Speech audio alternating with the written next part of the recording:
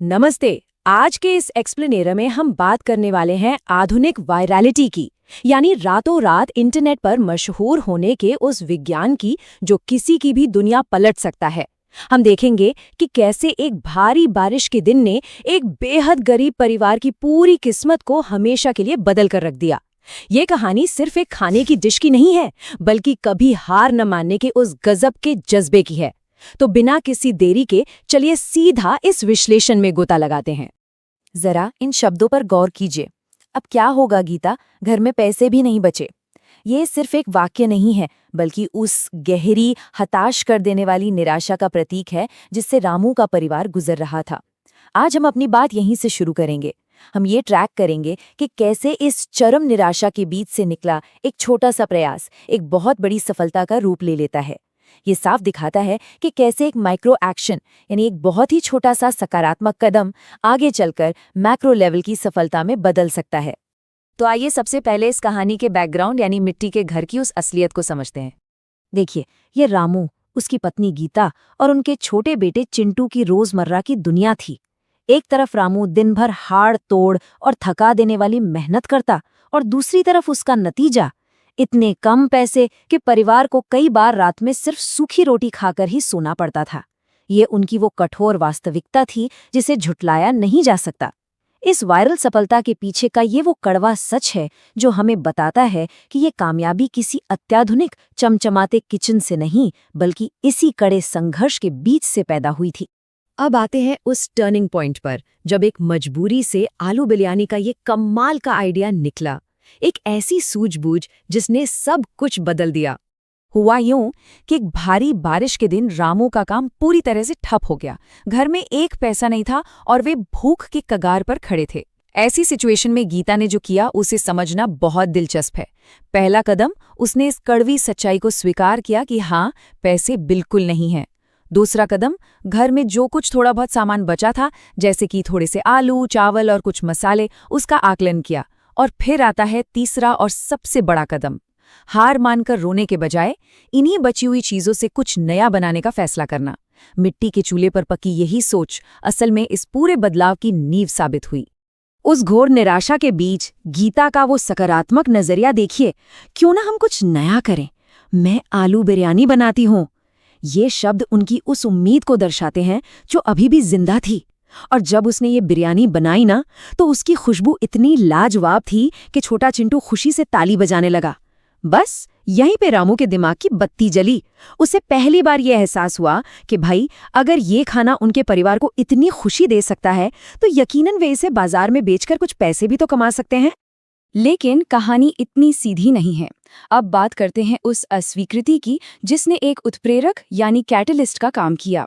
सफलता का रास्ता कभी भी बिना कांटों के नहीं होता। जब वे अगले दिन बड़ी उम्मीद के साथ उस बिरयानी को लेकर बाजार गए, तो उन्हें लोगों के बेहद ठंडे व्यवहार का सामना करना पड़ा। लोगों ने मजाक उड़ाते हुए कहा, सिर्फ आलू बिरयानी, इसमें क्या खास है? इस तीखे व्यंग ने गीता को रुला दिया और रामू भी अंदर से पूरी तरह टूट गया। सच कहें तो ये हमारे समाज की वो कठोर सच्चाई है जहां नई और साधारण दिखने वाली चीजों को बिना परखे, बिना मौका दिए ही अक्सर खारिज कर दिया जाता है। पर फिर अचानक तस्वीर एकदम से बदलती है। एक बिल्कुल अलग रिएक्शन सामने आता है। वाओ, इतनी टेस्टी बिरयानी मैंने कभी नहीं खाई।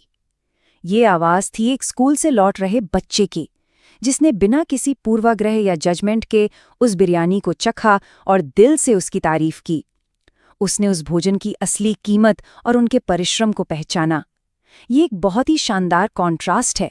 एक तरफ समाज का वो क्रूर मजाक और दूसरी तरफ एक बच्चे की एकदम सच्ची और निष्पक्ष तारीफ। और यहीं से शुरू होता है असली मैजिक, वो वायरल ट्रांसफॉर्मेशन जिसने इंटरनेट की ताकत का असली रूप दिखाया। उस बच्चे ने सिर्फ बिरयानी की तारीफ ही नहीं की, बल्कि अपने मोबाइल फोन से उनके मिट्टी के घर, चूल्हे पर पकती हुई बिरयानी और उनकी कड़ी मेहनत का एक छोटा सा वीडियो भी बना लिया। और फिर शुरू हुई आधुनिक डिजिटल युग की वो स्पीड जो हैरान कर देती है। टाइमलाइन पर गौर कीजिए।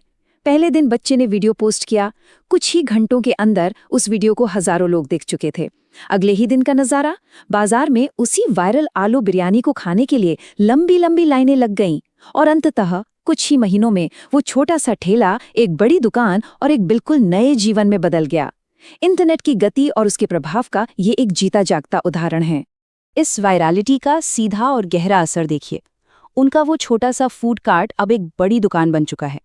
रोज की बनाई जाने वाली सारी बिरयानी अब मिनटों में बिक जाती है, यानी एकदम सोल्ड आउट। और सबसे खुशी की बात यह है कि छोटा चिंटू अब एक अच्छे स्कूल में पढ़ने लगा है। रामू और गीता के चेहरों पर वो खोई हुई मुस्कान और फाइनेंशियल सिक्योरिटी वापस लौट आई है। आज ये परिवार अपने पूरे गांव के लिए एक बहुत बड़ी प्रेरणा बन गया है। तो इस पूरी जर्नी के पीछे की फिलॉसफी क्या है? आइए इस लचीलेपन और हार ना मानने की ताकत को समझते हैं। यहाँ एक बात बिल्कुल स्पष्ट कर लेनी चाहिए कि यह सफलता सिर्फ और सिर्फ इंटरनेट या सोशल मीडिया की वजह से नहीं मिली। इसके पीछे की असली नींव थी उनका वो कठोर परिश्रम और विपरीत परिस्थितियों में भी कुछ नया करने का साहस। इंटरनेट ने तो बस उस मेहनत को दुनिया के सामने लाने का काम किया। गीता की ये बात हमेशा याद रखने लायक है। मेहनत और भरोसा इंसान को कभी हारने नहीं देते।